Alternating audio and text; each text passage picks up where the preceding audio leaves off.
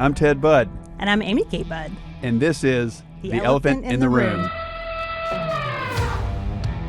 Welcome to The Elephant in the Room. I'm your host, Cyrus Pearson. I'm your co-host, Sophie Delkey. Sitting a little closer than normal. I know. Even though you keep scooching away, which is fine. I wore deodorant today. Well, we had a packed room in here. We had 2 guests in here today, and that was super cool. It was so fun. Today's more about fun, I think. We had Senator Ted Budd from North Carolina and his wife, Amy Kate.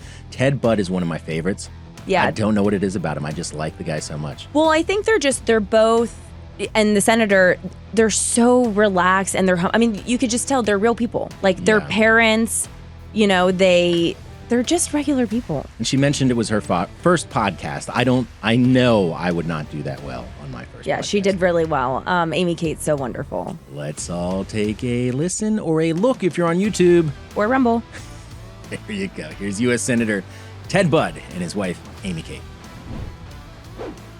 Senator Budd and wife, Amy Kate, thank you so much for being on today. Our pleasure. Yeah, glad to be here. Amy Kate, this is your first time on a podcast ever. First ever. But it makes me really nervous.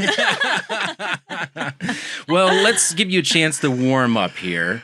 You have been married to Senator Budd. I believe it's going to be kind of a milestone. This is soon, true. Or just was? How long have you been married? August will be 30 years. 30 years. Yeah. Now, we've had your husband on before. We can go back and listen to that episode, listeners. And he talked about how he got you to ride on the back of a motorcycle. He flies planes. He's a gun range owner. Were you attracted to his Evel Knievel ways, or was this in spite of that? Well, we first met in the Soviet Union on a mission trip. And so just that we were both overseas, we were both in a process of going out and sharing the gospel. And, in this country that we used to think of as our enemy, and this was back in 91. Yeah. But just be able to see people and realize, people are all over the world, and everyone needs to hear about the gospel. And when you meet people on a human level, just the interesting things that come there, the conversations, and then got to meet Ted there. And then when we there were 400 people on that Yeah. trip. We chartered Aeroflot. Wow. And I was still a teenager at the time. it was not. I love it. Details again. Yes. And it was actually a Josh McDowell trip with crew, and our oldest son is named Josh. Oh, So and I crew love was that. Campus Crusade? Yes. Okay. Yeah. Yes. All right. He also told us you were there for, was it the fall of the Berlin Wall? I was also a Rotary exchange student in 1989, and so I was there when the wall fell, and then there when the coup happened. We were there right before the coup happened in Russia, and so trying to bring change to Washington, D.C. as well. Yeah. If you want regime I change, love yeah, that. send Amy She's Kate. the one. We'll get into your international travel here, Senator, in a bit, and your national travel between the both of you. How did the international travel, Amy Kate, change your perspective in life here? I loved living in Europe and just meeting people and just getting a broader picture of how America is viewed around the world. Just meeting people in their home country, learning different languages, learning different cultures, and just realizing the commonality between all of us, and then unique differences that are interesting and great. Very nice. Okay, we're going to have a little bit of fun. That was the whole point of today. We've got a game. It's the not so newlywed game, which is not an insult. I think it's a compliment. 30 years. Congratulations, guys. We have asked some questions to the both of you, and you've gotten back to us with the answers. We're going to ask the senator what he thinks your answer would be, and then we'll find out, and then we'll do vice versa. Now, Sophie, do you want to go first? Okay, With Amy I'll Kate? go ahead and start. And we didn't cheat on this, okay? So Okay. Okay, yes. This is the nervous part. we gave strict instructions. No, yeah. Okay. We'll get this out of the way then. And for some reason, I will say Cyrus and I were overthinking how to play this game. So, it's a little confusing who answers what and Right. what. How did the But so Langfords I am do? asking Amy Kate. They about the did senator. pretty good. Okay, They did all pretty right. good. I have high hopes for you guys. Thank you. Okay, so Amy Kate, if Senator Budd could only eat one food for the rest of his life, what would it be? Steak. Wow. Fast and easy. Do That you was want to give amazing. your answer why, Senator? Yeah, well, animals eat the vegetables, and I eat the animals. There you Perfect. go. There you go. Food chain. We are off to a great start. Okay, number 2. What is his go-to game on family night? I knew this was going to be a little tricky. Blue Bloods? No. No, yeah. Okay, go-to game on family night. Oh, If there is a game, and I have acceded to the concept of playing a game. it would be I was wondering if there would be a like game. categories or we tend to do more outside hiking, walking, hot tub, and our kids do love games, especially our daughter Macy. I don't know. Do you want to share the answer, Senator? Well, if we do a game, there's a card game, and I always have to relearn it. Oh, and wait, then it would I be, think she might have something. Okay. Okay. Nerds is one. No way. Some kind of card game that I have to relearn, maybe Nerds. And then he wins. I have no idea what that I is. did not know It's what really it fun. was. So is it, What is it? multiple decks or You're playing solitaire in front of you, and then like a card building game in the middle on all the decks. And so, that sounds fun. and so you're wow. playing all at the same time, and then whoever gets the most out in the middle actually wins. Plus the person Okay. who goes through their whole deck. No first. spoons in this one, right? No spoons. no in that one. spoons? Okay. Okay. So it's kind of like group solitaire. Yes, in a way. We plus- like doing that. Yeah, Yeah. And then you tower. Yes. Okay. Yes. Yeah. I knew that would be difficult because we love family game night. But by the time you really get everyone around to actually, sit down tough. and do it, it's tough. Yeah. Okay. We're going to give that to you. I think you got that. Yeah, no, Right. yeah, I Yeah. think you got it. Okay, last one. What is one cause or charity that is particularly close to his heart? We're very much pro-life, and so we do a lot of things with the pro-life ministries in our area. So that's one for sure. We have a home for abused women and children in the area as well that we do a lot with. And These are great, but I'm failing the you're answer. failing, but not that. And then so we actually have several, and then we do a lot with crew that we give to, and then our church and some missionaries around the world. I'm not He hitting any named- of them. He named. there. I know it was There's a lot. Too much there. Yeah, this was a tough one. He named a specific non-church charity and a foundation. The National Christian Foundation. Sure. Yep. Ding National ding. Christian And- Foundation. Dallas. Yes. And Seminary. Dallas Seminary. Yes, Dallas Seminary. Unreal. know them all. Senator, yes, Senator, absolutely. how are you Yes. going to do here? Oh, my oh, I didn't know it went both ways. Oh, yeah. Okay, done. Okay. All right, No, next. Okay, so these questions go to Senator Bud here. I know you've both traveled to all 50 states, and the senator gave us his answer last time. Besides North Carolina, what would Amy Kate say is her favorite state? Well, she is from West Virginia, so we got to give credit to West Virginia, but our first married home together was in Texas, and we love Texas. You guys are unbelievable. I mean, You're almost verbatim, unbelievable. actually. We are honorary Texans as we started our married life there. I'm originally from West Virginia, and I love family and the beauty of the state. Perfect. She also said, are there other states? Right. Okay. Right answer on the campaign trail in North Carolina. That's exactly right. You're already at passing grade here. Let's see if there's any icing on Thanks. the Good cake. seeing y'all today. Let's cut this short. Okay, number 2. What app on Amy Kate's phone would she say she uses the most? Audible. Wow. What's another version of Audible? Oh, it's like Lily or something. It's something that she uses to listen and read books. Yep. He knows what he's talking about. It's Right. kind of based on library. It's Libby. Libby, not Lily. You Libby. got it. Okay. Here I we haven't go. heard of Libby. Is it a good one? It's free, and if you have a library card, you just put your library card in there, and you can download up to 5 books to listen to and 5 to read. Oh my god.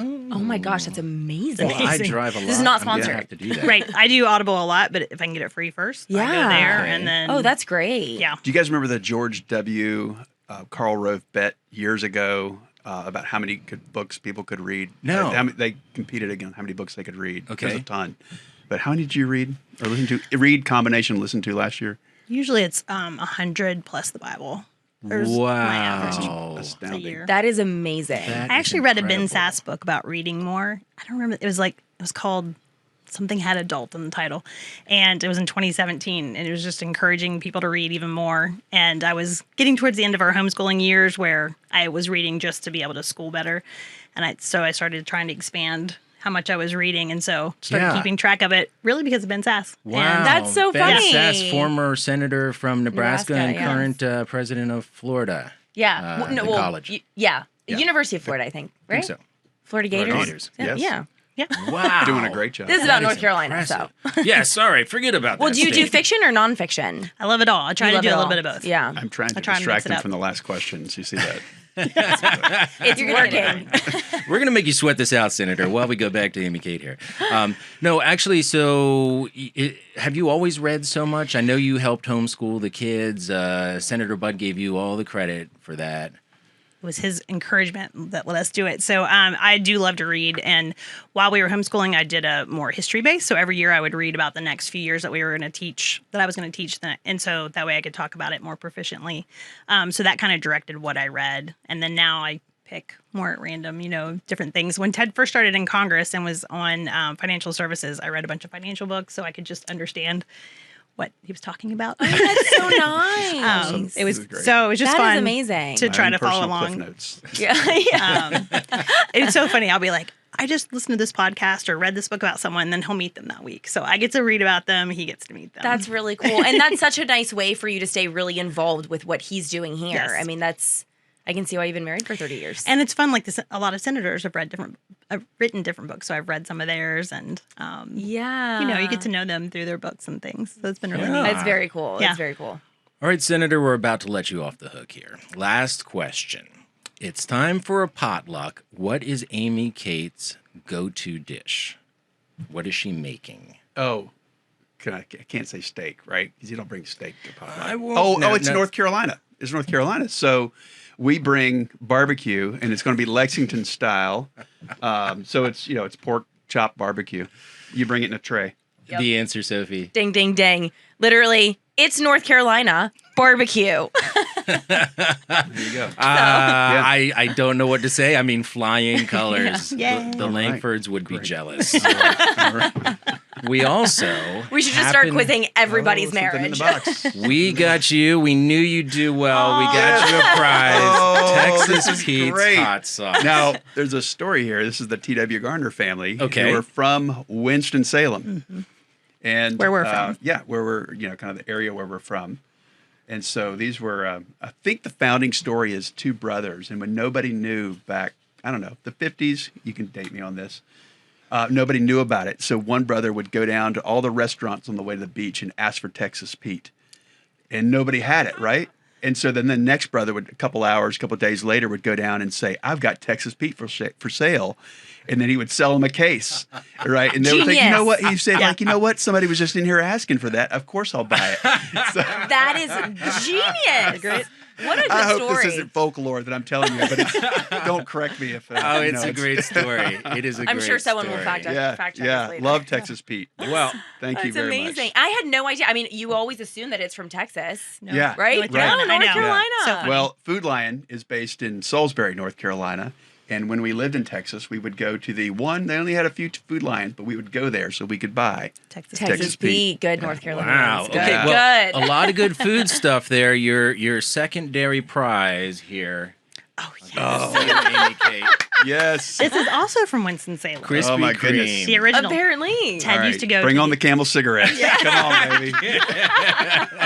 If you think about every cigarette name, it basically is our local area. Yeah. Oh my Yeah. gosh. Winston. it's Camel so funny. City, Salem, Winston cigarettes. Well, and I didn't know about Krispy Kreme either, being North Carolinian. Are you serious? Yeah. This is great. Amy Kate, tell us about it. So, that started in Winston-Salem, if I'm correct. Ted used to go to the original one when he was young. It's since been torn down and rebuilt in the same spot.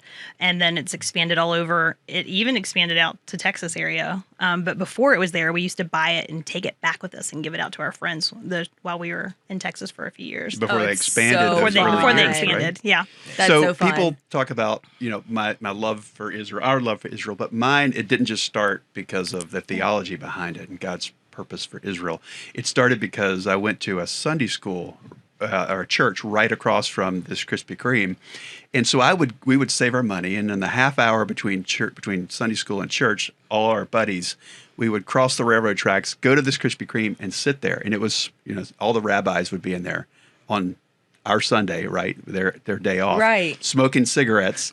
And so we would pull up to the bar at Krispy Kreme and order our donuts and carton of milk and sit there while the rabbis smoked their cigarettes. So in our synagogue, the synagogue was right next to the church we went to. Yeah. And so that was part of the early love for the nation of Israel. Oh my gosh, That that's is hilarious. Yeah, that is awesome. awesome. I think we about hit the gift limit before you have to claim it. So. Yes, yes. Yeah. An empty box for you. This is amazing. I want to mention another thing.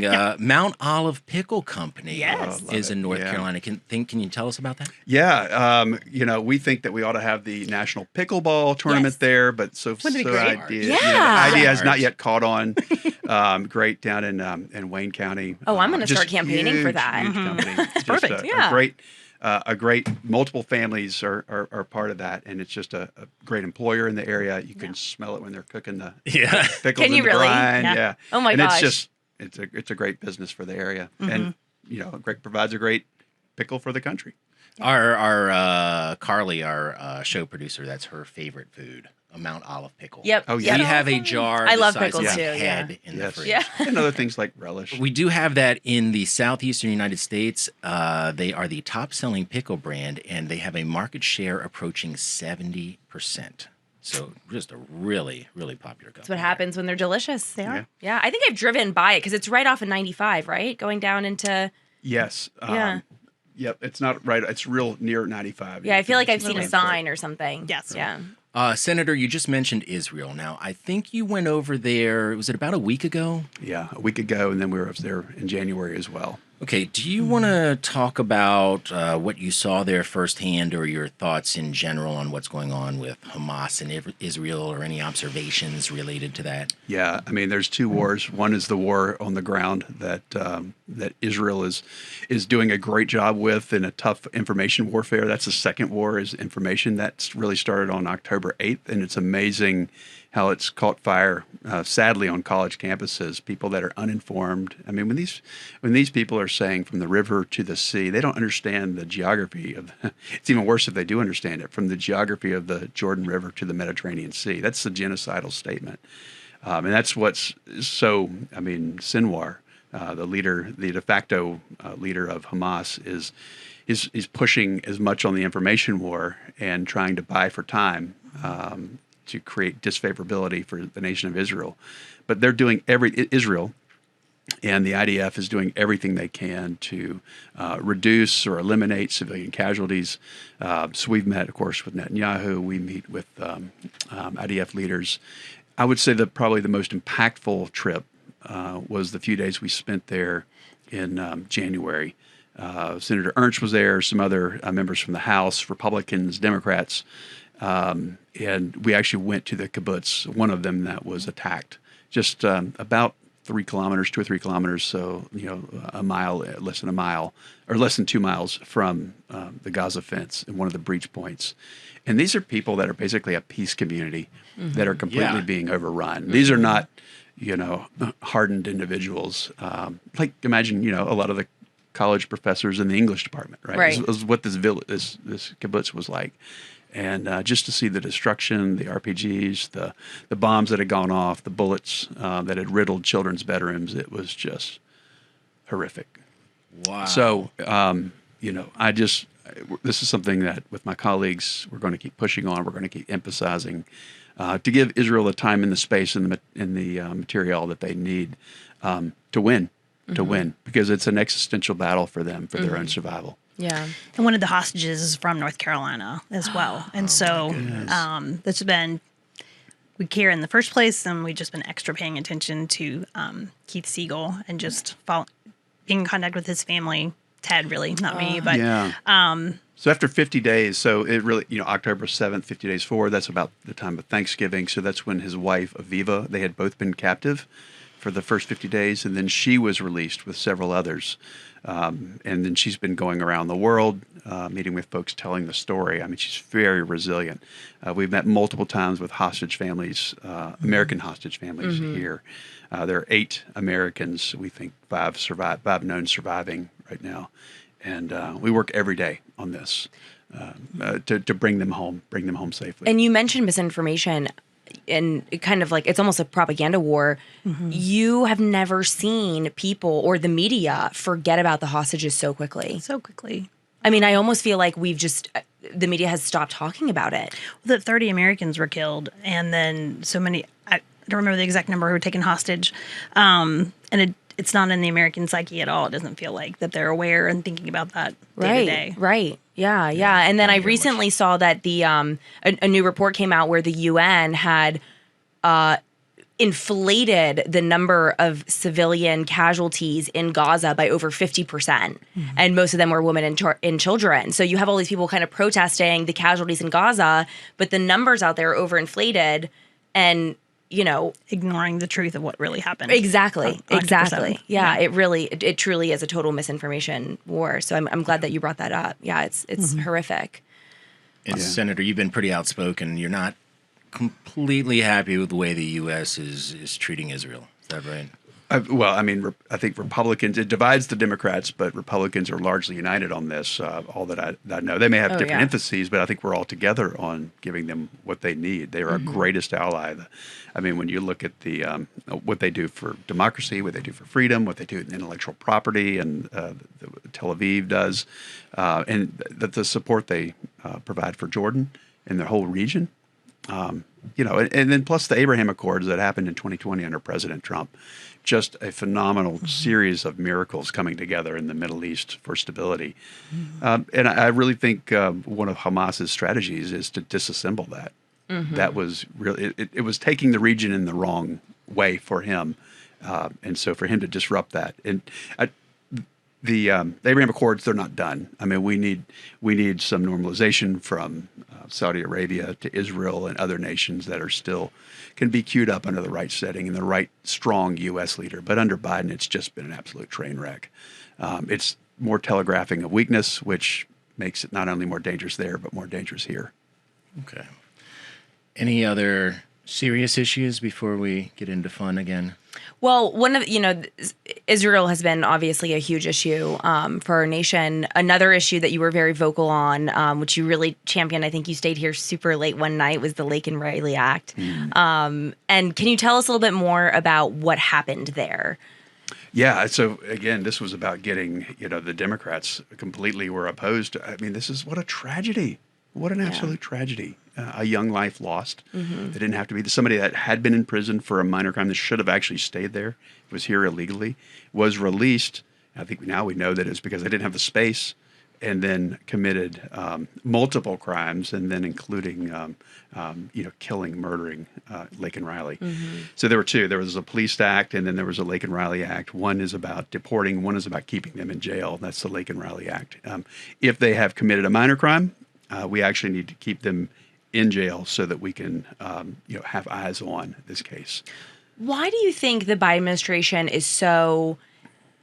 It almost feels like they're anti-legal immigration. Why are they so, champion and kind of incentivizing illegal immigration? What's the logic here? What's going on? Amy Kate showed me a great T-shirt the other week. She says, "I've got to get new conspiracies because all my old ones came true." Oh my gosh, I need that. Yeah. So everything which we would say hush hush in 2016 through 20, now we're like, yeah, for sure, it's real. So you look at, first of all, this is the most important election in our lifetime. We say that every election, but it escalates every time. It's true this time. It probably will be true in 2026, but it's definitely true now. This is about, we're trying to put forward bills. There's some legislation that is led by Mike Lee, and that is, I think it's the Valid Act. There's a couple different pieces of legislation. One is about making sure that illegals can't vote, right? And it's already, the Democrats say it's already illegal. When we bring that up, they say climate change. So, they pivot. They change the subject. But again, why are they opposed to this, to making it illegal for illegals to vote or to register to vote? Right. Yeah, I was actually going to move on, but since you brought it up, you had introduced legislation last time we talked, in 2023, the Build the Wall Now Act. And when we last talked, we talked about 5 million people crossing the border illegally. Oof. We're now talking 10 million by the time the first term of Biden ends here. And first and only. Possibly, hopefully, for some people. It's got to be frustrating to know that this was a foreseeable event, even not to this extreme of a number.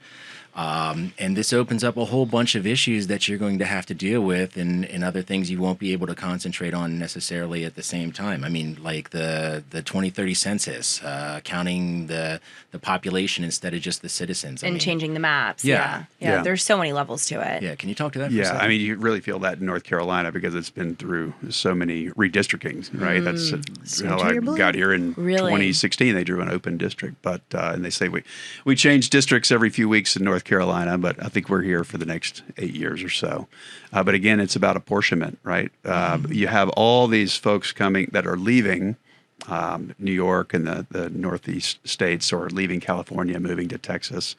A lot of them went all the way to Florida. Now we call them halfbacks because they went all the way to Florida. Now they're halfway back to North Carolina. Oh. And it's great. We welcome. I mean, almost all of them that I talk to are they're conservative. They're fleeing just the draconian rules of New York. But a lot of the sending of these immigrants, illegal immigrants, I want to differentiate, have been sent to New York. And now they want to reapportion based on that. They've again lost congressional seats. Now they want to gain those back as they reapportion, using them counted in the census and part of the total for the reapportionment in 2030. Yeah. And would you say this is one of the issues that you hear back in the state from constituents that they really care about? I mean, are North Carolinians worried about this? Yeah, I would say Absolutely. it's inflation. Yeah. It's crime. And crime is, it's not just fentanyl, it's the actual border. It's it's petty crimes that are increasing. It's the lack of rule of law. So crime as a whole set includes illegal immigration and the drugs, but also inflation. I mean, the paycheck just, it doesn't cover what it used to, right? People feel it at the grocery store. They feel it at the gas pump. They feel it when they're getting their car fixed. I mean, they feel it when they're paying. We're into the beginning of summer now, but if these kids are on sports teams or going to camp, I mean, it's hard to afford. And then they're going to be buying back to school clothes and supplies come August, and it's going to be expensive because of what Biden's done. I mean, even just my fiance and I, we're just kind of getting our life started together and building a union and nesting. And, we started putting money aside. We're like, okay, we're going to start a really good savings nest. Things have gotten so expensive. The amount of times that we've had to dip into that savings and drain it, refill it and drain it because we're so tight on cash, month to month, it's crazy. I mean, it affects everyone. I feel like we're hearing I have to pay my health care, buy my medications, buy my food, pay my rent, and there's nothing left over. after that. I'm hearing that repeatedly from the young to the old and everywhere in between. Right. Even, the wealthier you are, the more resilient you might be there, but everyone is feeling it. And, you hope that will encourage people to pause and think before they vote, and take that into account as well, and just realize we're not better under Biden by any means. Let's talk about something else. You guys have been together almost 3 decades. Amy, Kate, what is the secret? I'd be remiss if I didn't ask to such a successful marriage. I mean, you guys nailed the not newlywed game. You killed it. Definitely our faith.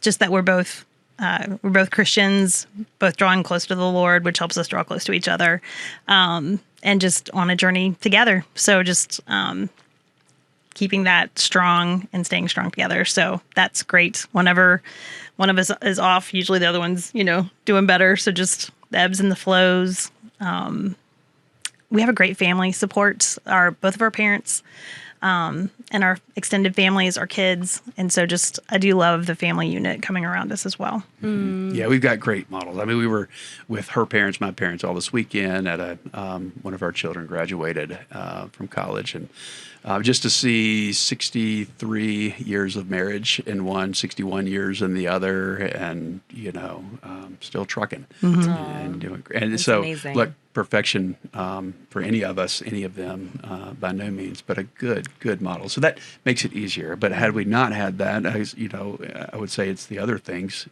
which it's our faith. It's in the practical aspects that flow out of that is for me saying I'm sorry a lot.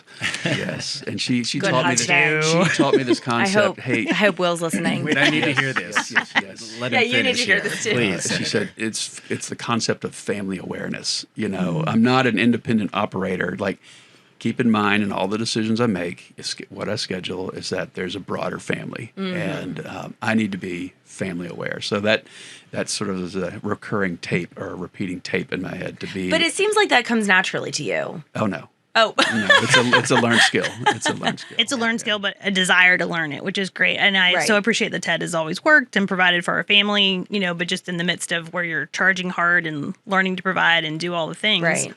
In the midst of that, the family awareness. But I would say Ted's very sentimental about our kids and our family as well. So there's that desire, and he's a great dad, and he does a really good job in the busyness of the Senate and then when we were in the House of calling home, checking in on the kids. So he's not just in communication with our kids through me. He's, one-on-one with them as well. I was just going to ask about the balance between, is it straining on a marriage? Is it tough for families? Yeah, we see him up here, and I know you're not always up here with him, and you'll never see him not glowing about his love for his wife and his family. Yeah. But yeah, how tough is that to not physically be near? You earn these fair and square. I'm giving you these Krispy Kremes for that. Thank you. It's, I'm sure it's different for everyone partially with the age of your kids, I think can vary that a lot. When Ted was first in the house, we had elementary, middle, high school age kids, and he would call and I'd be like, this is really hard. I don't know if I can make it. I'm dying. And so we learned to FaceTime parent and all kinds of things. And our youngest was really the most sad. And I used to just put them on FaceTime and walk away and let them make goofy faces at each other and hang out. So it takes a lot of effort to just stay connected and not overwhelm them. Like when you're in campaign season and you need to be going to all the events and all the things. And even when you're not in campaign season, you're doing that. So taking them along, helping them to see it as an opportunity, great place to meet people, just learn people's stories, and love on people. And so part of the hardest thing is I actually like him a lot. And so when he's gone, I can get a little wonky at times at home alone. Yeah. So I do try to come up. I love getting to know their spouses. I love getting to know his colleagues, and I love our team. God's just given us a great team around Ted. So that's been just a real joy as well. They're awesome. Yeah. So now your children are getting a bit older. Yes. I don't know if you have significant other. I mean, I hear it from my mom all the time. She's ready to be a grandmother, and it's no pressure. Well, I'm ready. So, but. Is that the next chapter of life that you're looking forward to? Or are you just kind of taking it day by day? Taking it day by day, trying not to put any pressure on them. So none of our kids are one's seriously dating, but so they're just really enjoying their phase of life. So we have 2 working, 1 in college. So trying to enjoy that, be an encouragement to Ted. I'm so proud of him in this role. And so sort of figuring out from being the homeschool mom to spouse, we're out of campaign mode. That was so busy.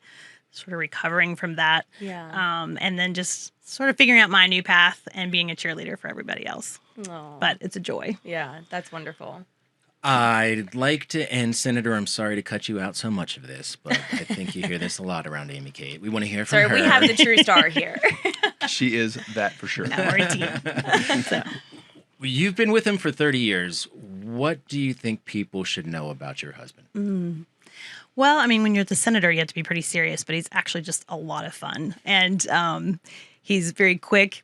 He's a great memer. Like, we having texts. He's witty. Oh, man. Yeah, totally. Just very quick. And he can hear multiple ways things can be said and can come back with the funniest response. He's also a pilot, loves the outdoors.